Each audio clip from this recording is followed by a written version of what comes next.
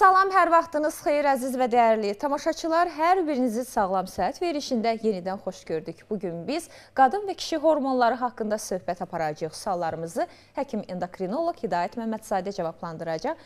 Xoş gəlibsiniz, doktor. Təşəkkür edirəm, çox sağ olun. Yadınızdadırsa biz bu mövzunu sizinlə başladıq müzakirə eləməyə, amma tam müzakirə edə bilmədik. Ürəyimdə qaldı suallar. Ona görə dedim bir dəfə yenə doktor bizim qonağımız olsun, bu haqda danışaq. Çox maraqlı bir mövzudur.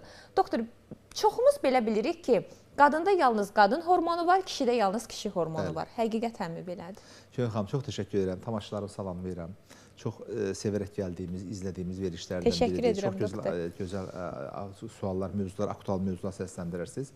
Biz endokrinoloq və hormonal xəstəlikləri bilən bir mütəxəssisik. Təbii ki, hormonlar bizi əskidən hər zaman şəkər həkimi kimi bilinərdi. Amma təbii ki, tibb irəlilədikcə, insanlar maarifləndirdikcə, məlum olur ki, endokrinologiyanın mühüm sahələrindən biri də cinsiyyət endokrinologiyasıdır. Bilirik ki, qadın və kişi cinsləri var və bunların hər birini o cinsiyyəti müəyyənləşdirən hormonlardır. Hər bir cinsdə kişidə qadın hormonları, qadında kişi hormonları var, amma qədərindədir. Yəni, əgər qadında kişi hormonları artırsa, şikayətlər başlayır. Yaxud kişidə qadın hormonlarının artıqlığı, yaxud da kişi hormonlarının düşüklüyü varsa, bu da müxtəlif endokrin xəstəliklərə səbəb olur.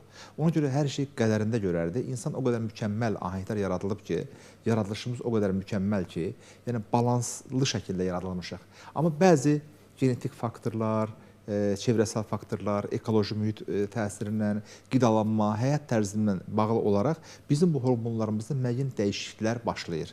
Bax, düşünün ki, kişidə mövcud olacaq testosteron kişi hormonu ki var. Bu çox önəmli bir hormondur. Kişiliyin ekvivalenti sayılacaq bir hormonumuzdur. Təkcə burada cinsi performans deyildir. Burada yəni əzələ gücü, ürək sağlamlığı, sümük sağlamlığı, kişi təfəkkürü, düşüncəsi, bütün bunların hamısı o kişiliyi necə deyim, o hormonal bizim baxış açımızdan simgəsi, simvolu testosteron hormonudur. Bu aşağı düşürsə nə başlayır? Kişidə müəyyən gücsüzlük, əzələ kütləsinin azalması, halsızlıq, yorğunluq və biz buna tibb dilində hipogonadizm deyirik. Bunun hipofiz və xayallarla əlaqədar müxtəlif formaları var. Bu hormonal düşüklük irəli zamanlarda ürək-damar risklərini artırır, osteoporoz, sümük əriməsinə yol açır, müəyyən qədər sonsuzluq problemlərinə və digər problemlərə yol açır. Ona görə bu sahə ilə bağlı hər hansı bir şikayəti olacaq bir insanın ilk olacaq döyəcəyi qapı endokrinoloqlar olmalıdır. Biz baxmalıyıq, hormonal balans normaldırmı? Əgər hormonal statusda bir problem yoxdursa, ondan sonra bu xəstələr, bu insanlar şikayətləri varsa, uroloq, androloqlara, yaxud da psixiatrlara, çox və psixogen mənşəli olur, testosteron düşüklüyünə aid olacaq şikayətlər, xüsusən cinsiyyət sahəsindən bağlı olan şikayətlər, onlara gedə bilər. Yaxud da düşünün, bir qadındır, tüklənməsi başlayır. Bu, qızları utandıran bir problemdir. Tüklənmə, aknelər, səpkilər, səs qalınlaşması.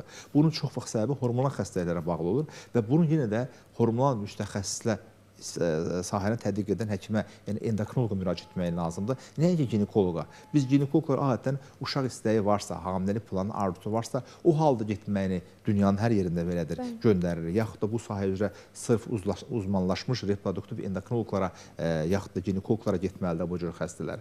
Yəni, təbii ki, cinsiyyət sistemi, cinsiyyət hormonları çox önəmlidir. Hər birimizin həyatının hər bir zamanında önəmlidir. Düşünün ki, hər hansı bir qadının yumurtalığı yoxdursa, ya bəzi olur, nadir hallarda da olsa, oğlan uşaqlarında xayallar olmur, inkişafdan qalır. Onlar əzələ kütləsi zəif, kişi suliyyəti olmayan, üzünə bığ-saqqal çıxmayan, yəni çox belə bir xarakterik bir tiplərdə olurlar və çox vaxt bəzən əhali bilmir bu cür xəstələr kimə getməlidirlər, hansı həkimə müraciət etməlidirlər. Kişilər adətən uroloqlara, qadınlar ginekoloqlara gedir.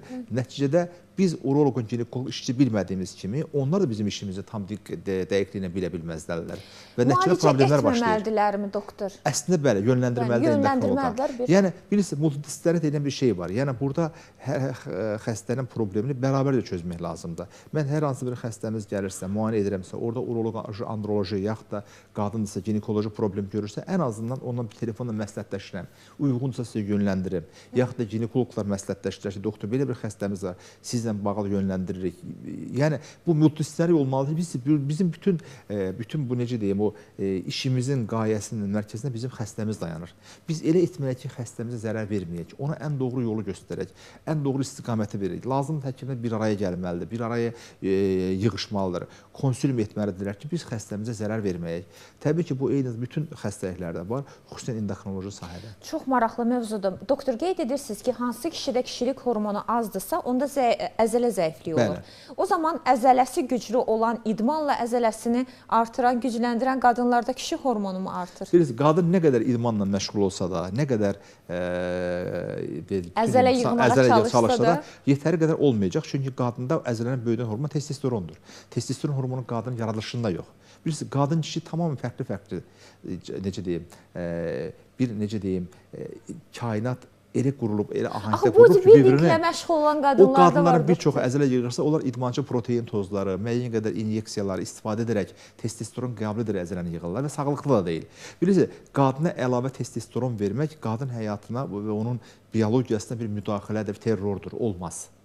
Yəni, qadın əzələ yığmaq üçün, əslində qalsa, necə ki, belə deyim də, biz belə bir əzilib büzülən bir oğlan insan görəndə necə bizə ikrah hissi doyarır.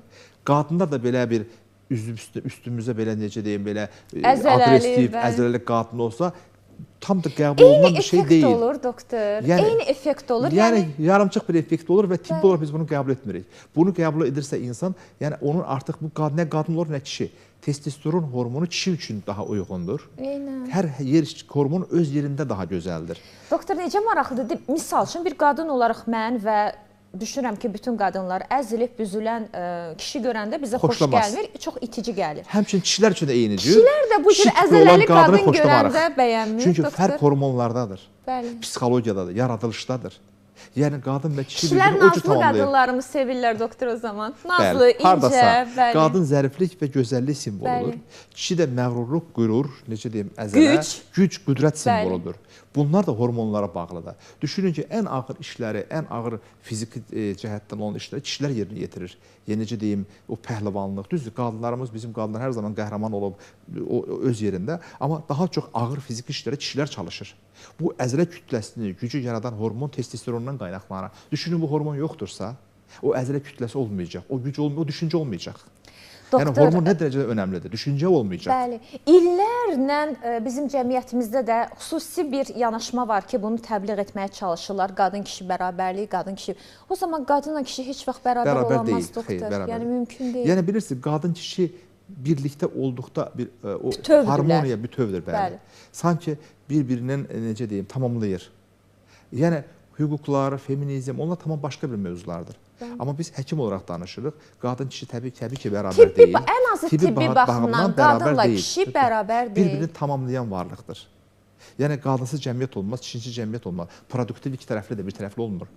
Siz anasız, biz atayıq. Yəni, bu produktivlik bərabərlikdir. Yəni, iki tərəfli olmaq lazımdır. Bilirsiniz, insan orqanizm çox maraqlı və mürəkkəbdir. Bizim xoşbəxtlik hormonları dediyimiz serotonin, dopamin, beyinlə bağlı olan hormonlardır. Bir insana aşiq olmaq, sevmək, bunlar təbii ki, beyin hormonlarına bağlı olan bir şeylərdir. Testosteron hormonu direkt bağlantısı, birbaşa bağlantısı yoxdur. Amma testosteron hormonu azlığı olanda bu hisslər də istər-istəməz dolayısıyla azalır. Yəni, kişilik simvolu testosteron hormonu ilə çox əlaqədardır və biz əhalinin böyük bir qismində, xüsusən yaşlı xəstələrdə, xronik xəstələrdə, diabetli xəstələrdə biz araşdırdıqda baxırıq ki, bu hormonda bir azlıq var.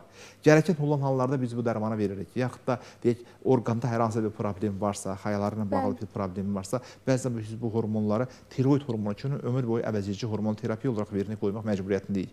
Bu düzdür, kortizol hormonu, tiroid, zop hormonları kimi həyatı olmasa da, amma insanın, necə deyim sizə, fiziki sağlamlığı baxımından, zehni sağlamlığı baxımından, zəkası, əzələ gücü, baxımından çox önəmli bir hormonumuzdur. Lazım olan halda bu dərmanları həkim təyin etməlidir. Yəni öz başına olmaz. Amma çox Bəli. təəssüf ki, bəzən misal üçün idmançı deyək pasientlərimiz, idmançılar arasında çox yayğındır. Mən bəzən trenerlər tərəfindən reseptlər görürəm, analizlər görürəm, dəhşətə gəlirəm. Yəni trening dərmanı, testosteronu, nə bilim, bir çox hormonal dərmanlara necə gəldi? Yəni çox gənclərimiz bu şey etməsinlər. Bir müddətdən sonra bu insanlarda artıq kənardan dərman qəbulu müəyyən yaşdan sonra dayandırıldıqdan sonra artıq biz bunlarda hormonal yetərsizliyi görürük. Ya ömür boyu kiçik dozlarda dərmanı qəbul etmək lazımdır, ya bunlarda ürək xəstəlikləri başlayır, bu insanlarda böyrək problemləri, çatışmazlığı başlayır, ya bunlara ginekomasti dediyimiz məmələrdə böyümə başlayır və sair cinsi problemlər başlayır bu insanlarda. Ona görə orqanizmin idmançı protein tozları ilə trening məsləhəti ilə verilən təhlükəli dərmanlar, hətta bunu hər həkim də deyil, mütləq endokrinoloqun nəzarət altında lazım olduğu halda verilməlidir. Nəticə göstərmək üçün edirlər təbii ki bunu, amma sağlamlığa zidd olacaq bir şeylərdə, addımlarda bunlar olmalıdır. Gənclər bizim necə deyim, genofondumuzdur, gələcəyimizdir, onlara etməmək lazımdır. Təəssüf bir praktikdə görürük. Doktor, bəs bir kişidə kişilik hormonu niyə azalır? Nəyə bağlı azalır? azalır? Ən böyük səbəblərdən biri piylənmədir. Artıq çəkinin olmağa... Artıq çəki kişilik hormonunu azaldır, doktor. Piylənmə 200-ə qədər xəstəliyin risk faktorudur. O cümlədən kişi sonsuzluğunun, həmçinin qadın sonsuzluğunun, kişi-qadın problemlərinin və testosteron hormonunun düşüklüyünə bir səbəbidir. Yəni, bunlar bir-birinə çox bağlıdır. Testosteron yağları parçalayan bir hormondur, əzələ kütləsini artıran bir hormondur.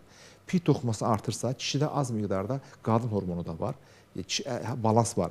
Həmin pi toxumasının hesabına kişidə olan testosteron qadın hormonuna dönüşür. Biz buna testosteronun estrogenə, qadın hormona transformasiyası deyirik. Pi toxuması nə qədər az olsa, o tapmayacaq ki, qadın hormonuna dönüşsün. Bax, belə bir... Yəni, piylənmə çox önəmlidir burada. Stres faktoru çox burada önəmlidir. Müəyyən xayaların keçirilmiş iltihabi xəstəlikləri burada çox önəmlidir. Hipofiz vəzinə bağlı xəstəliklər və bir də müəyyən dərman preparatların qəbulu var ki, bunlar testosteronu aşağı sala bilər. Səbəbləri çoxdur təbii ki. Bəzən sosial mediada elə bu artıq çəki ilə bağlı, yaxud artıq çəkin zərərləri ilə bağlı paylaşımlar edəndə bəzi izləyicilərimiz yazırlar ki, mənim həyat yoldaşım da, yəni mənim ərim də belə deyək, kökdür, nə bilim, çox böyük qarnı var, kişiyə qarın yaraşır, mən buna etiraz etmirəm falan filan. Təbii ki, kimsə etiraz etməyə bilər və onun həyat tərzinə heç bir maneçilik yaratmaz. Amma demək ki, hansı kişidə artıq çəki varsa, qarınlı kişidirsə, onlarda kişilik hormonu daha mı azdır, doktor? Yox, bütün hər kəsə tibbdə %100 deyəcək bir şey yoxdur, amma təbii ki, piylənmə faktoru çox önəmli bir estetik qüsur deyil, bu ciddi bir xəstəlikdir. Piylənmə dolayısıyla kişilik hormonunu, testosteron hormonunu da aşağı salır, siqaret çəkmədən tutmuş, siqaret də kişilərdə kişi hormonunu azaldır, doktor? Hamısına təsir edir. Bütün hormonal sistemini pozan bir şeydir. Siqaret olsun, alkoqol olsun, bəzi narkotik vasitə istifadəçiləri olsun, toksikomaniyalar olsun, qidalanma faktoru, yuxusuzluq faktoru, stres faktoru. Yuxusuzluq da, doktor. Hamısı. Yəni, bilirsiniz, orqanizm yuxusuzluq fizioloji halına bir müdaxilədir. İnsan biolojisi günəşlə yatıb, günəşlə durar.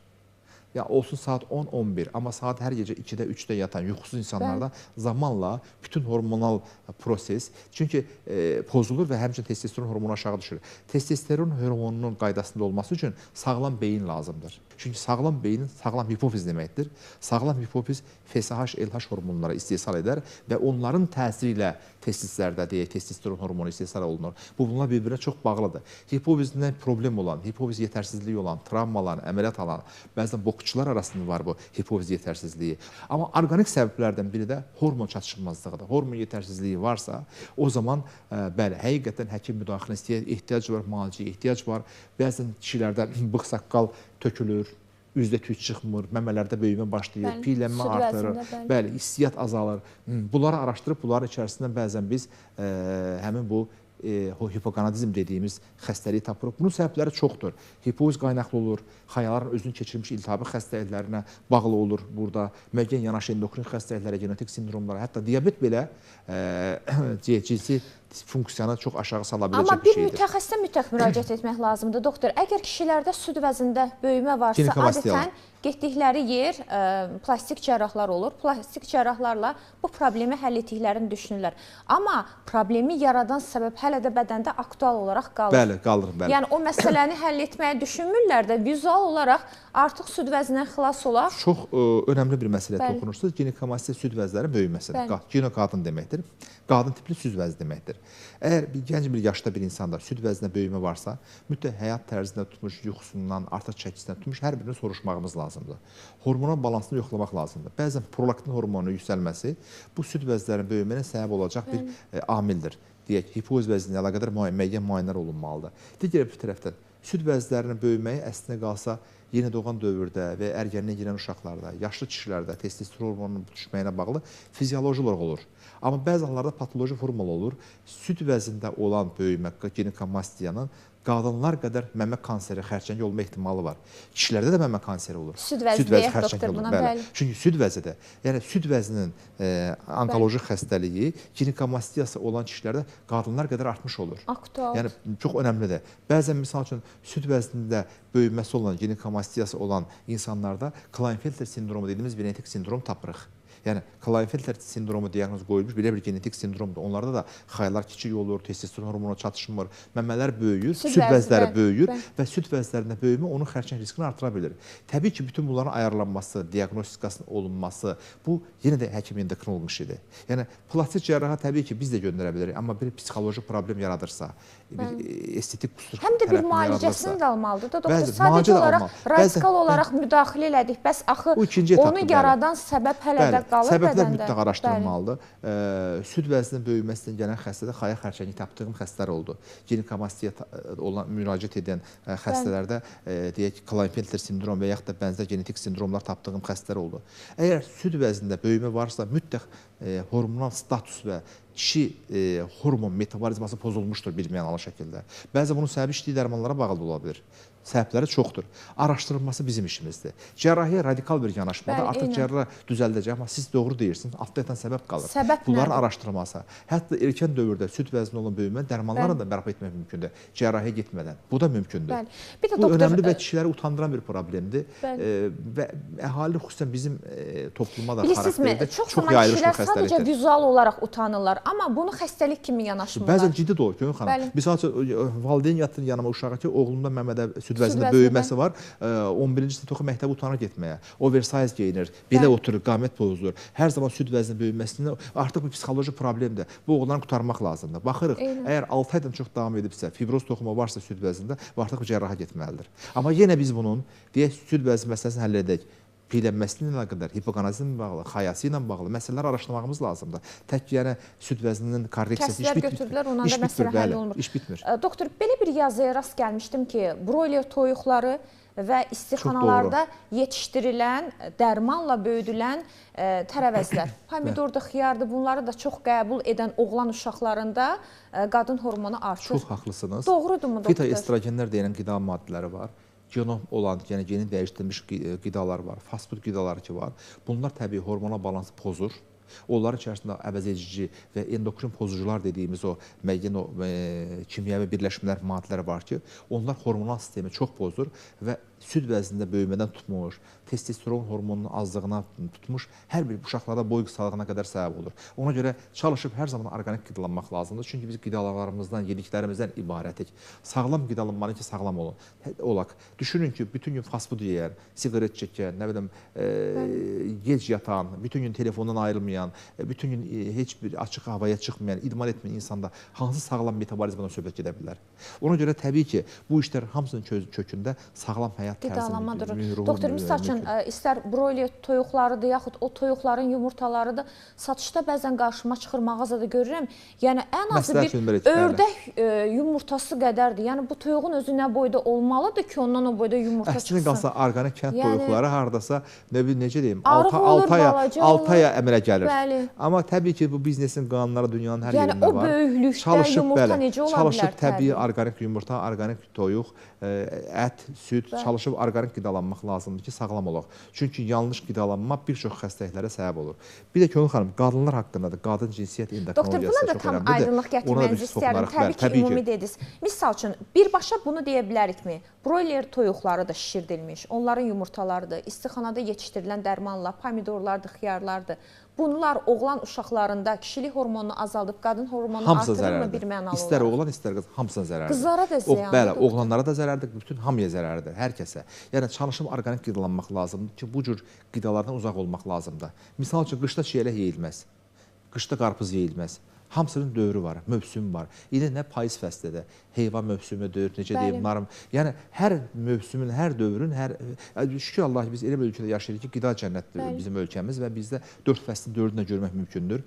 Mövsümə uyğun hər cür meyvə tərəvəz tapmaq mümkündür. Yerli, orqanik böyüdülmüş meyvə tərəvəzindən istifadə olunması biz əhalimizə hər zaman həkim kimi tövsiyə edirik. Bəli, öz mövsümündə yeyilməlidir. Yəni, kənardan gələn qidaların əksər içərisində satış məqsədində olduğu üçün, ticari məqsəddən olduğu üçün mütləq şəkildə dərmanlanır. Onların saxlama müddətini artırmaq üçün. Amma təbii ki, biz həkim olaraq buna bizim içimiz sızlayır, istəmirik. Yəni, bizim əhalimiz bu cür sağlam bir, necə deyim, torpaqlara olan, ölkəmizdə hər cür 4 fəsli görə biləcəyim bir yerdə biz nəyə görə, misal üçün, mən çox əksinə qarşıyım, yəni ithal məhsullara, həmçinin meyvə tərəvəzləri. Bizim ölkəmizdə bunun hamısını yetişdirmək də mümkündür. Bunlardan qidalanarıqsa, daha da çox sağlam olaraq. Bir də doktor, söhbətin əvvəlində qeyd etdik ki, hansı qadınlarda kişilik hormonu artırsa tüklənmə olur, səsi qalınlaşır. Bu o deməkdirmi ki, hansı kişi daha çox tüklüdürsə, onda kişilik hormonu çoxdur? Yox, bəzən genetik faktorlara bağlı olur. Bəzən hətta qadınlar da gəlir ki, məsəl üçün qolunda, deyək, boyunda, hormonlara həssas olmayan zonalarda tüklər olur. Hipertrixoz deyirik biz buna. Bu, yəni fizioloji bir şeydir, genetikdir. Yəni xəstəlik deyil, doktor. Deyil, bəzən. Kişidə də tüklərin olmağı mütləq illah da bunun testosteron hormonunun artıq olmağı, əla olmağı anlamına gəlməz. Fərdi genetik xüsusiyyətlər var. Eləsi var ki, atası, qardaşları hamısı tüklüdür, yaxud da tüksüzdür. Bu da, yəni tük örtüyün olmağı biraz genetik faktorlara bağlı olacaq məsələlərdir. Biz bunu şübhə olduğu halda analizlərə yoxlaya bilirik. Mən çox vaxtı bu hormon analizlərini çox həssaslıqla yanaşıram və xəstələrdən də bunu çox xahiş edirəm ki, bu analizi sabah saatlarda vermək lazım. Misal üçün, saat 11-dən 12-də gəlib testosteron analizi verilməz. Niyə doktor? Niyəsini deyə Çünki bilərsiniz? testosteron hormonu sirkadiyen bir ritmə malikdir. Yəni, onun pik olduğu zamana baxmaq lazımdır, səhər saatlara. Saat 8-də, 9-da verilmək daha doğrudur. Çünki saat 12-11-də doğru, onsuz da fizioloji olaraq azalır.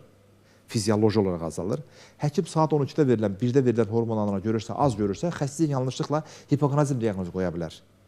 Təkrarlanmağı lazımdır. Çox sadə bir detala deyirəm. Xəstə gəlir analiz, hara həşirin ki, həkim mənim testosteronum düşmüşdür.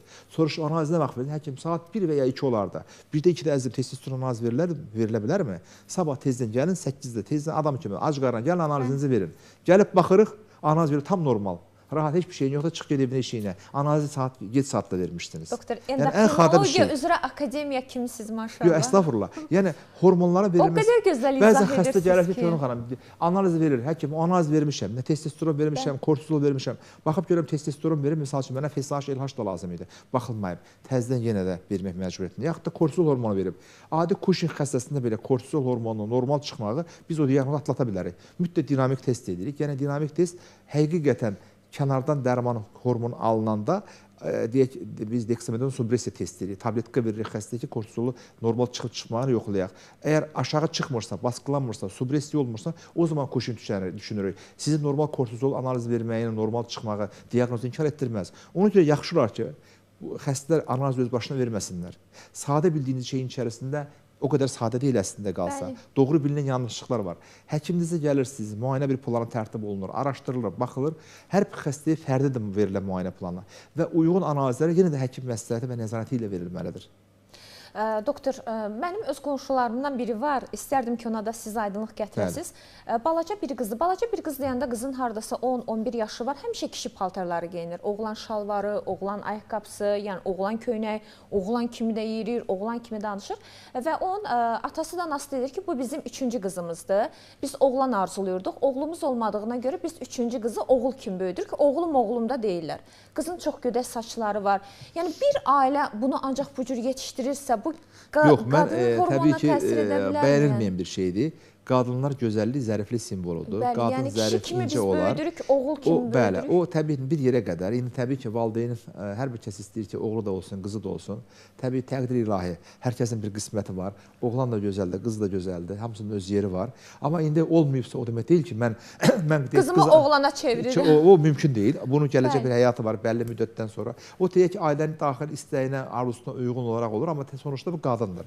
Amma bəzi olur ki, misal üçün özünü oğlan kimi aparan qızlar gəlir, araşdırıb baxıb görür ki, həqiqətən bunun genetik analiz karyotipində oğlan çıxır. Belə xəstələr də oldu.